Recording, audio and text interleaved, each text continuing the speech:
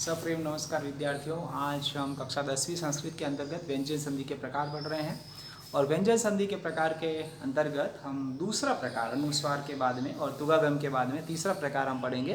प्रथम वर्ण का तृतीय वर्ण में परिवर्तन करना और उस संधि का नाम है जशत्व संधि। संधि का हेडिंग में डाल देता हूँ जशत्व। प्रथम वर्ण को तृतीय वर्ण में परिवर्तित करना संधि है जशत्व संधि। प्रथम वर्ण कौन से हैं, द्वितीय कौन से और तृतीय कौन से हैं, ये एक सारणी यहाँ पर दे रखी है, आपको मालूम भी है। वैसे ये वर्ग के सारे प्रथम वर्ण कहलाते हैं। क च ट त प ये प्रथम वर्ण कहलाते हैं। ये द्वितीय वर्ण है लेकिन अभी इसका कोई रोल नहीं है। और तृतीय जो है वो तृतीय, ये सारे के सारे जो हैं वो तृतीय वर्ण कहलाएंगे। इससे तीसरा तो तीसरा होने के कारण, तृतीय वर्ण होने के कारण मैंने यहाँ पर प्रथम वर्ण, द्वितीय वर्ण, तृतीय वर्ण, चतुर्थ और पंचम वर्ण डाला हुआ है नीचे। और ये तृतीय वर्ण में परिवर्तित हो जाते हैं। किस तरह से? प्रथम वर्ण अगर हो तो तृतीय वर्ण में परिवर्तित हो जाता है। तो हम अभी देखते हैं यहाँ पर किस तरह से परिवर्तित होता है। जैसे हमने लिखा है यहाँ पर सत प्लस आचारः, सत प्लस आचारः शब्द बनेगा त, जो है वो त इस तरफ। इस त का तृतीय वर्ण कौन सा है? प्रथम वर्ण त स्वयं है, तृतीय वर्ण में परिवर्तित करना है त, थ और द। ये तृतीय की लाइन है, तो तृतीय में परिवर्तन करेंगे अर्थात यहाँ पर हम लिख देंगे द। जो त है वो किस में बदल जाएगा? द में बदल जाएगा। त की जगह पर हम द लिख देंगे, त को हम यहाँ से हटा देंगे। तो यहाँ पर त की जगह क्या आ गया? स प्लस द प्लस आचार। इस तरह से हमने लिखा। अभी संधि पूरा शब्द बना नहीं है, सिर्फ त को द में परिवर्तित किया है। त की जगह पर हमने क्या लिख दिया है? द लिख दिया। अब वर्ण जो विन्यास और वर्ण संयोजन के अनुसार इस द जो है वो इस आ में मिल जाएगा, तो शब्द बनेगा सदाचार, शब्द बन जाएगा सदाचार। इसी प्रकार हम दूसरा उदाहरण देखते हैं, जैसे दिग्गज।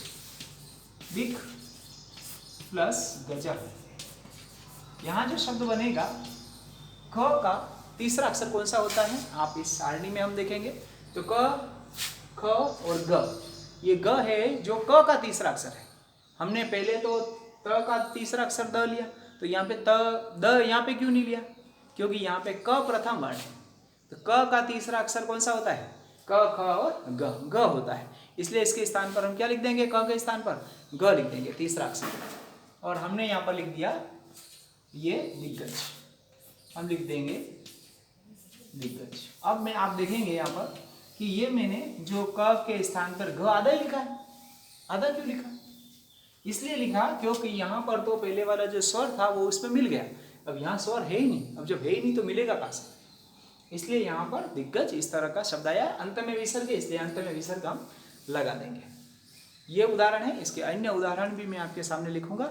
ये आप इसका स्क्रीनशॉट ले सकते हैं इन वर्णों का, और इस पूरे टेबल का स्क्रीनशॉट आप ले लें। उसके बाद में इसे फिर से आप समझें अच्छे से। मैं इसके अन्य उदाहरण भी लिखने जा रहा हूँ, लेकिन उस समय में जब मैं अन्य उदाहरण लिखूंगा तब ये सारणी यहाँ पर मैं रब भी कर सकता हूँ, इसलिए आप अभी लिख सकते हैं, इसे नोट कर लें आप। इसके साथ ही हम अन्य उदाहरण इसके देखने वाले हैं, जैसे जगदीश, जगत प्लस ईश। ये आप स्वयं करेंगे, जगत प्लस ईशः, ये आप स्वयं करेंगे, जगत प्लस ईशः। इसी प्रकार सदाचार आपने देख लिया, दिग्गज देख लिया, दिगंबर, दिगंबर, वागीश, अजंत, दिगंबर, दिगंबरः, ये भी आप स्वयं इसका संधि शब्द बनाएंगे और इसका संधि पद इसका बनाएंगे, इसका संधि विच्छेद करेंगे। इसी तरह से दिग्गज देख लिया। षडानन, षट प्लस आनंद, षडानन, 6 है मुंह जिसके। आनंद का मतलब होता है मुंह, मुख, और षट यानी 6, षट प्लस आनंद। ये आप स्वयं करके देखेंगे। इसी प्रकार है षट दर्शनम, षट प्लस दर्शन, क्या हो जाएगा इसका? ये आपको स्वयं करना है। अभी आप करके देखें कि कौन सा किस में परिवर्तन होगा। फिर मैं इसके आंसर भी अभी यहाँ पर लिखने वाला हूँ। आप 2 मिनट करके देखिए, जल्दी से देखिए, जल्दी। तो बिल्कुल सही आपने किए होंगे, आई थिंक सोचे होंगे। जगत प्लस ईश क्या हो जाएगा? जगदीश, विसर्ग अंत में तो जगदीशः लिख देंगे।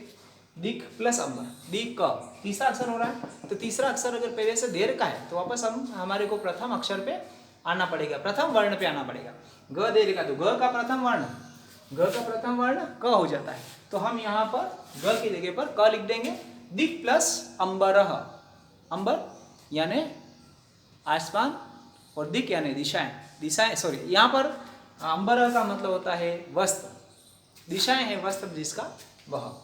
षट प्लस आनंद, 6 है मुख जिसके वह, आनंद यानी मुख, षट यानी 6, षट दर्शनम। षट यहाँ पे ट का ड में परिवर्तन हो जाएगा और ड हलंत आएगा क्योंकि वो किसी में मिलेगा नहीं इस प्रकार।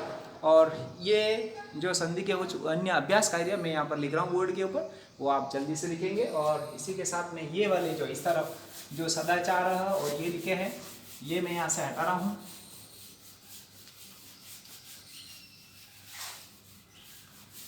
ये आपने लिख लिए होंगे उम्मीद है, ये सारे के सारा काम आपने कर लिया होगा। ये सारे के सारे प्रथम वर्ण है, प्रथम वर्ण, द्वितीय वर्ण, तृतीय वर्ण, ये आपको याद कर लेना है। इसी तरह से मैं लिख रहा हूँ यहाँ पर उत प्लस योग। देखिए आप स्वयं करने की कोशिश करोगे। इसी तरीके से बृहदत, बृहद्रत,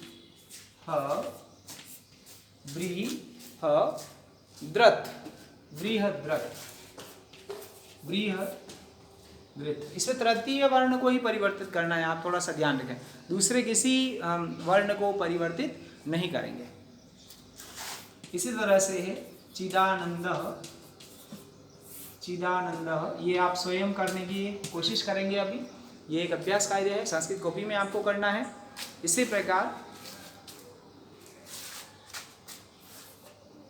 अजादि, ये आप स्वयं करेंगे और संस्कृत कॉपी के अंदर आप करें। इसी प्रकार वाक प्लस ईशः, वाक प्लस ईशः, इसे भी आप स्वयं करेंगे।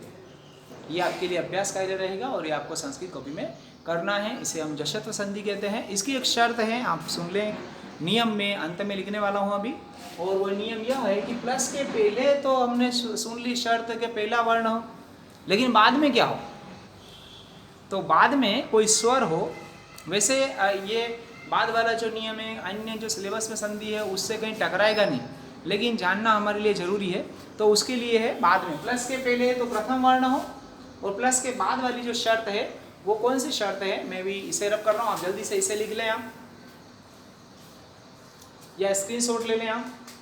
और बाद में क्या हो, अब हम इसका नियम जशत्व संधि का हम एक छोटा सा नियम यहाँ पर लिखने वाले हैं।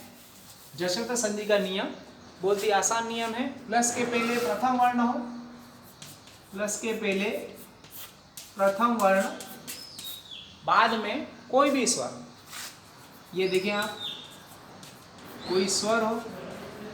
स्वर के अलावा और कौन सी चीजों की शर्त है, वर्ग का तीसरा चौथा वर्ण, वर्ग का तीसरा, मैं इस तरह से 3 लिख रहा हूं, तीसरा चौथा वर्ण हो। इसी तरह से अंतस्थ य र ल व, या फिर य र ल व, ये वर्ण अगर हो प्लस के बाद में, या ह ये अगर हो तो फिर इजिकल टू आ जाता है तीसरा वर्ण। इन सब के बाद में क्या आ जाएगा, तीसरा वर्ण। यहाँ मैं इस तरह से लिख रहा हूँ, आप समझ लें इसे, इसे भी हटाना पड़ेगा। इस तरह से मुझे ये सारणी हटा दूँ मैं, उम्मीद है आप सारणी याद कर लेंगे बाद में। सारणी आपको संधि समझने के लिए अवश्य याद करनी पड़ेगी। तो यहाँ पर परिवर्तन होता है तीसरा वर्ण,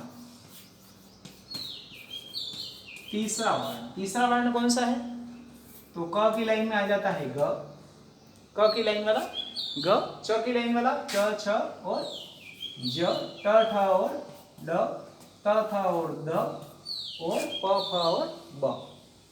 तो ये तीसरा अक्षर हुआ। अब अगर कोई यूँ सोचे कि मेरे को अगर इस तरह प्लस के बाद वाले सर इतने सारे हैं कैसे याद होंगे, तो कोई दिक्कत नहीं है। अगर ये याद नहीं भी हो ये वाला, तो भी आपका नियम सिलेबस वाली जो संधियों से कहीं टकराएगा नहीं। इसलिए प्रथम वर्ण को तीसरे वर्ण में परिवर्तन करना है। आप ये चीज़ आप समझ लीजिए। आपका बहुत बहुत धन्यवाद। Thank you.